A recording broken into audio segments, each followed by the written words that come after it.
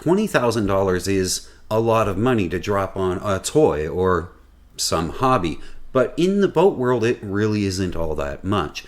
What it should buy you is at least a club racer, sort of a weekend warrior, if you will, and more importantly, something that you can take off in for a week and be relatively comfortable. This week on Everything You Need to Know, we're talking about the do's and don'ts of sailboats for under 20 grand.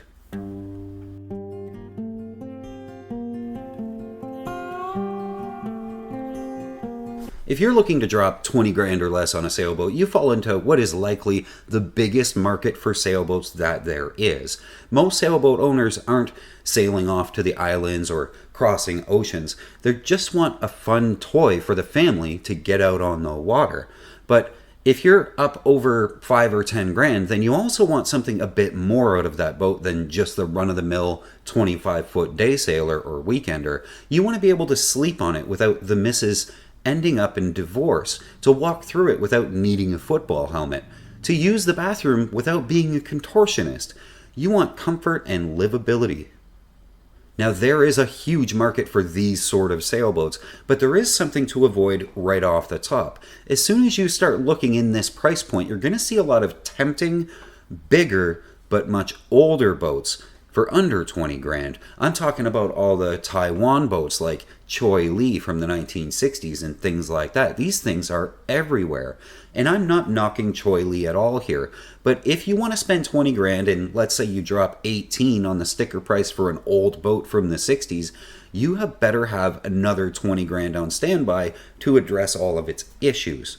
Now, don't get me wrong, these boats are beautiful. The woodwork, the lines, there's teak everywhere. If there ever were a romantic notion of sailboats, it's these boats. They're such a picture of what sailing could be, and nothing will ever look good as one of these things, in perfect condition, mind you, sailing past you while you're on your little plastic boat. But these take tens of years to get to be that nice, and an almost unlimited amount of money. Here's one right now in Tacoma for 15 grand, and it is tempting because it's a big, beautiful boat, but you really have no idea what's going to be needed before you can actually sail it away. Here's a whole nother example of something that you'll want to avoid. This is a 1957 Ackerman. This was a top dollar boat back in its day, and it truly does have a lot to offer, but as you start to look closer and closer, you start to see it in a different way out of the $20 budget when you consider the refit that it probably needs. This picture in particular scares the bejesus out of me. You can see the water damage and different things that have happened over the years. There's evidence right here. So our sweet spot to spend 20 grand is going to be probably in the 1970s sort of era of boats, but more preferably the 1980s if we can swing it. And what better place to start than here? This is the first boat that popped out to me. This is a CNC 35-footer, a Mark I. It's a light boat for its length, just over 10,000 pounds, but it is fast as fast can be for her age. And because she's a Mark I, she'll have an atomic 4 gas engine. That's actually the only downside for me with this boat is that atomic 4 engine. And not that there's anything terribly wrong with atomic 4s, just for my 20 grand I kind of want a diesel. So moving on. In this price point, you're going to find a lot of Irwins. They're up and around the Great Lakes area. And here's a very tidy example from Michigan. This is an absolutely beautiful boat for the price point, and it's from the 80s, not the 70s, so a little bit more modern. You can see here the owner also sprung to have it plastic wrapped in the winter, which is a very good sign because it points to an owner who likely took a little bit better care of her than normal. The interior of these Irwins is massive, but as I look closer, I'm seeing what looks like wood that is or was at some point wet on the overhead area. To me, that means we need to check the deck core for water intrusion, and I mean check it very carefully. And this is going to be true for any boat of this vintage, however. Generally, if you can get away with rebedding everything on the deck and not having to replace the core, the boat is probably worth the work. It's worth looking at. Lady K Sailing is brought to you by patrons, people who give a couple of bucks an episode to make this whole channel possible. A big shout out to this week's newest patrons. We've got Kurt, Kyle, Lucas, and Assad. Thank you guys so much, and welcome to the team. Here's a nice one, a Catalina 38 that popped up, but to be honest, she looks like more of a worn out old race boat that wasn't kept at all that well up. I wouldn't take a second look at her for what they're asking, $16,000. I'd say she's more of an $8,000 boat if she runs and comes with sails. Also, she's in Hawaii, so that kind of presents a challenge. Something else we see in this price point start to show up is Islander with their 36-footer.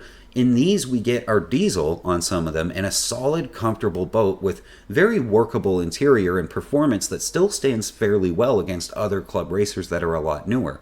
The Islander 36 really is an amazing boat for the money in this price point. You get a heavy displacement for her size of fin keel, and the rudder's hung on a skeg, where it should be. You could also get a tall rig in the Islander, and Islander itself has an amazing support system of owners that are still actively sailing them, so the help will be there if you need it. I want to go off on a tangent about Islander for a minute if I could, because we've never done an episode about them despite it being requested, but there's good reason for that. There just isn't a lot of information out there about Islander. Here's what I could find. Islander started as the McGlasson Marine Company, which then became Wayfarer Yachts, which we know the name, and finally became Islander Yachts. They built a lot of different boats on the West Coast. They built a 21, a 24, a 29, a 33. They even built a 44, but none so famous as the 36 that we're looking at right now. Apparently, there were some 770 hulls built for this boat, and they sold very well before the molds sort of disappeared. When the company went out of business in the mid-80s, it's said that the molds were sold to Newport Offshore Yachts, but no one seems to know what happened beyond that. The 36 has the markings to be the perfect budget cruising boat because everything is done sort of just right. The opposing settees inside maximize the space, 5,500 pounds in the keel, 13,500 pounds overall, and a shoal draft version needing only 5 feet of that crystal clear blue water. You could even get a tall rig if going fast is important to you. Honorable mention here has to be made for this Bubba, coming in below 20 grand, which is rare. This is a world cruiser by every definition, and these boats have truly been around the world more times than you can count. Now, this one is a project boat. It was converted to electric, which I'm not sure how I feel about that for a world cruiser, and the owner does outline that it does need work, but hey, it's a Bubba for under 20 grand. For under 20, we also start seeing Hunter making an appearance at our price point, and there is a lot to love about these boats. Hunter had a knack for finding interior space way beyond what the competition could, and they did a fairly good job at making boats. This is a more modern feeling boat, but a few things I notice here. The boat needs maintenance and new running rigging at very least looking at the pictures. As well, it is just before you could get a sugar scoop on Hunter, and that kind of is what made Hunter worth looking at in the first place. I mean, why get a Hunter if you don't get a sugar scoop? I think the asking price on this one is just a bit much for what it is. Here's another Hunter that looks a lot better, and it was stored indoors. This one has more of a modern Hunter feel, with all of its port lights and glass in the roof and everything, and the instruments. It's a lot more Hunteriness of it all. I like this one, and the price actually seems fair here. Now, we talked about the older C&C 35 Mark I at the beginning earlier, but you can't shop in this price point without being absolutely bombarded by the newer C&C 34. This is the one designed by Rob Ball and built in droves. They started in 1977 and kept building it all the way till 1989. This is one of my favorite C&Cs ever made. They come in at just over 10,000 pounds, and you can get a 6.5-foot fin on these things, or you could get the centerboard model. I'd probably need the centerboard myself. The pointy coach top with the pointy windows makes it look like a much newer boat than it actually is, and honestly, I'm very hard pressed to find anything about this boat that I don't like. I think this would be my winner for under 20k. Another side tangent, if I could. C&C Yachts is obviously one of my favorite yacht manufacturers, and I think for good reason. I've been on a lot of them, and my last boat was a C&C, and I've never met a C&C owner who was dissatisfied with their boat. In the under $20,000 market, you're going to find a lot of their boats, and any C&C owner will tell you that they're worth a look.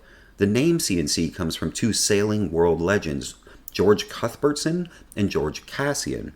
The Georges, both Canadian, started the company with knowledge they brought in from their day jobs. One was a mechanical engineer and the other was an aircraft designer. So they knew what they were doing. They brought a lot to the table, and they swung for the fences right out of the gate, building some 40-foot race boats very early on. CNC did so well in 1980, they had sales of $39.7 million. For a company that made sailboats, $40 million that year. The huge success brought some unwanted attention, however, from a CNC customer named Jim Plaxton, who offered $4.50 a share for 51% of CNC, and the directors at the time refused to sell it to him. Plaxton didn't give up, though. He came back later, this time with a holding company, offering $5.25 a share, but this time he wanted all the shares. The directors of CNC, again, refused. They just said no. Plaxton came back one last time, this time at $6 a share, and that turned out to be an offer they just couldn't refuse, and CNC was ultimately sold in the mid-80s. After that rather sort of hostile buyout, Cuthbertson left with most of the staff that made the company so great, and CNC started to focus much more on racing. A few amazing cruising boats were still produced in that time, but nothing that compared to the heyday of CNC yachts. What would you buy in this price point, and why? What boats would you like to talk about on an episode of Everything You Need to Know?